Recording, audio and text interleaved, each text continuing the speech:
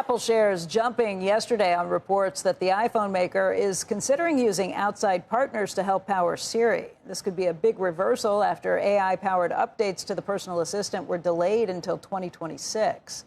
Steve Kovach joins us right now with more on this. This is a huge issue just historically what it is for Apple to not develop this in-house if that's what's going to happen. Yeah, and I have a different way of looking at it. Like, yes, you can look at it if they have to go this route, Becky, that maybe you could say they're falling behind and they couldn't do it in-house. That's all true. But also the reason why we saw the stock go up 2% on this news yesterday was that this kind of gives them insurance. If they can't build it in-house, they can still meet their new deadline of 2026 and kind of avoid another embarrassing delay. So what Bloomberg is reporting, that if they can't build out this model, Apple's going to look to third-party partners. Right now, it sounds like Anthropic is the leading contender to power the engine underneath this AI Siri to replace that Apple LLM that they've been working on for a number of years. Now, OpenAI is another option there. And this would also just give Apple a little bit more breathing room to get this out on time. The last thing they need to do right now is miss another deadline. We saw what that did to the stock. Tariffs, of course, hurting the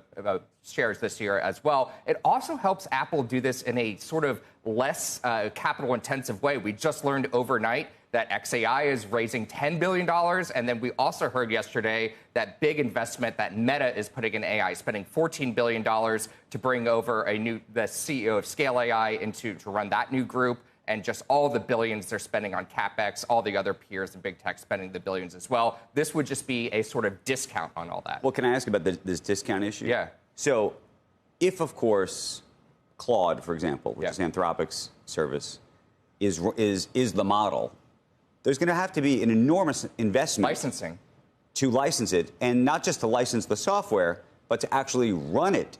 Right. Because the actual processing costs of running every single query and every prompt is a real thing. Yes. So when people say it's a discount, I'm sort of always at a little bit of a loss because I don't really understand. You need the same number of data centers. And by the way, you may need even more given with a billion iPhones out there. With a billion iPhones out there. And who's going to pick up that cost? Well, I look at it a different way because look at what Perplexity is doing. Perplexity also builds its app on top of the technology from Anthropic and OpenAI. They're not, yes, they charge you a little bit for it, but they're not spending enormous amounts of money on capital expenditures and so forth as well. So I look at it more like that relationship. You take the technology foundation and put your own little magic on top of it, so to speak. That's what Microsoft's doing that with Copilot. We see it being, and OpenAI models, we see it done with Perplexity. Perhaps Apple thinks it can do it here. And by the way, run it on its own servers. Apple's not going to want to run this thing on a server from Amazon or Google. They're going to want to run it on their own. Exactly. Well, given they have their private cloud system. So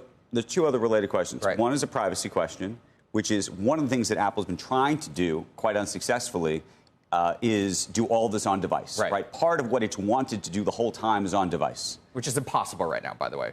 For everything. And so the question is, how are they going to live up to the quote-unquote promise of on-device style privacy in a cloud world? Yeah, and that's what they do. That's the private cloud system. They announced this last year, and they did launch it. So to their credit, doable. It's doable. It's happening right now. So when you use Apple Intelligence right now and stuff that's running in the cloud, that is done in a private way. And if you don't believe them, they're actually letting third-party researchers come in and test test whether or not that's true. And then true. the second piece is, assuming it's Claude and not OpenAI. Yeah.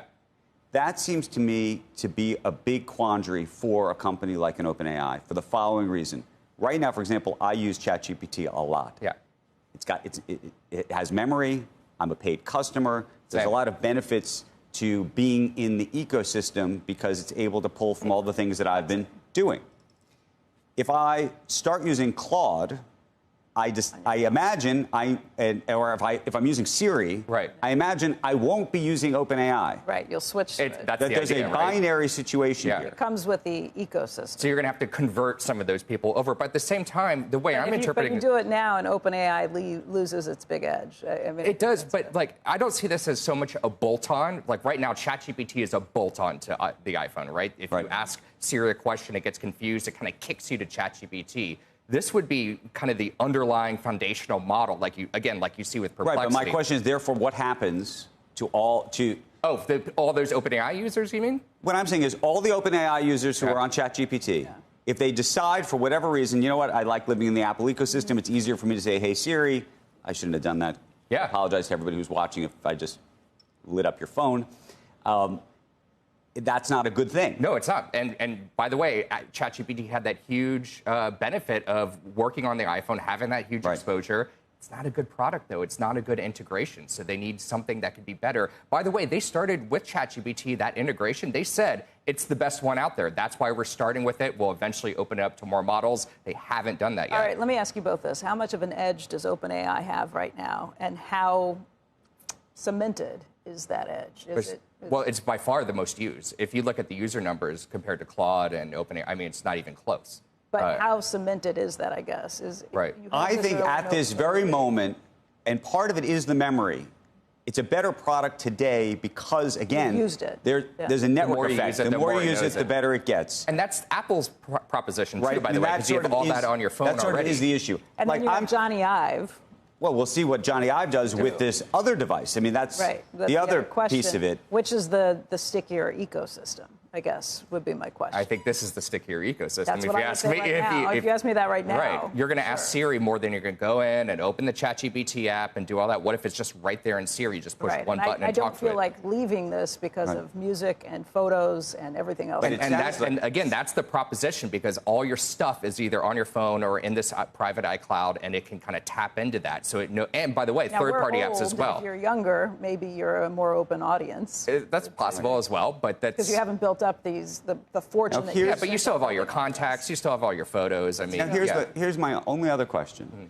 You know, when you've talked to the folks, for example, at Amazon with Alexa, they were always very nervous about using one of these big LLMs. It's not their own, because their view is, if you ask it a question and it turns all the lights off in your house, or if you ask it a question and you ask it to buy you batteries and it sends you the wrong batteries, that's like an actual problem, and that people have come to expect a certain level of excellence, and that anything less than that, a hallucination, something going wrong, is something that would be considered unacceptable given the history of that people have had with the product. And I guarantee you Apple's hyper aware of that. And so that is part of the reason why it's never launched in the first place. And so that's the question. Even when Siri doesn't work, there's a time when Siri isn't great.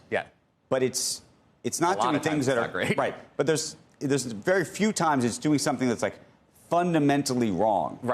Or give you the wrong answer. Well, sometimes it does give you the wrong answer. But whereas these do, yes, you're correct. They hallucinate. They're kind of have a sycophantic posture where they try to tell you what you want to know. Do you think that the public, the Apple public, if you will, would accept more of the kind of answers and whatever challenges those answers pose coming out of a ChatGPT? It'll be less accepting, I think. I think that the standard is higher on an Apple product. I'm kind of used to it when I'm using any of these large language models. I'm used to a certain amount of it. I think I might have a little more... To double check it, you mean? Yeah, but most people don't. People use this thing as their therapist and their best friend and, fall in love with it and stuff like that. I mean, people view these as gods almost, and so you got to you got to take that. I know you shouldn't. Wrong with us? Do not use this as your therapist. Use your therapist as your therapist. Do not use it as your best friend. Right, exactly. But people do that, and so there is that level of trust because it's like AI. It's supposed to know everything, but it doesn't. You got to double check it. I have a little prompt I can help everybody with. That's actually, I did it a couple weeks ago, and it's changed a lot for me. I say, tell it, if you are a paid user in ChatGPT, tell it, remember this. Oh, I do that, yeah. No, but all answers must come with a citation and a link.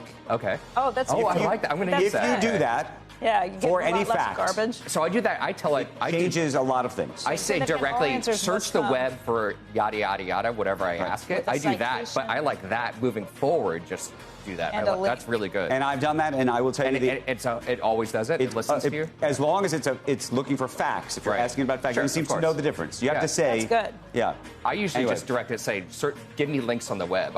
In my query, but that's. But to do it all the time. Yeah. Just tell it all the time, and then it starts to do it. I'm going to do that in the commercial break. Okay. Thank you. Thanks, guys.